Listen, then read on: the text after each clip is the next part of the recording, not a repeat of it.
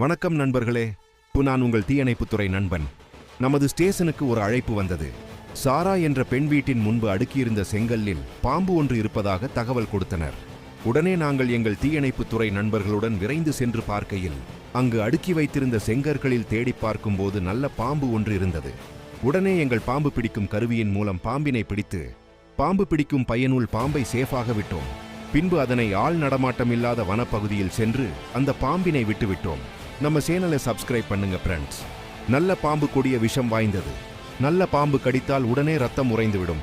அதனால் இரத்த சுழற்சி நின்று மரணம் நேரிடும். பாம்பு கடித்தால் உடனே அரசு மருத்துவமனைக்கு செல்லவும் என்ன பாம்பு என்று கண்டிப்பாக பார்த்துவிட்டு செல்லவும். எந்த பாம்பு என்று பார்த்தால்தான் அதற்கு ஏற்ற எதிர்ப்பு மருந்து போடுவார்கள். எந்த பாம்பு கடித்தாலும் கடித்த இடத்தில் கத்தியால் கிழிக்கவோ அல்லது கயிறு வைத்து கட்டவோ கூடாது. அப்படி செய்தால் இரத்த ஓட்டம் நின்று அந்த உறுப்பு கட் பண்ணி எடுப்பது போல் ஆகிவிடும். விலங்குகள் மற்றும் மனிதர்கள் மீட்பு மற்றும் தீ எங்கு பற்றிக் கொண்டாலும் அதனை அணைப்பதற்கு 102 என்ற எண்ணை அழைக்கவும். நன்றி, வணக்கம் நண்பர்களே.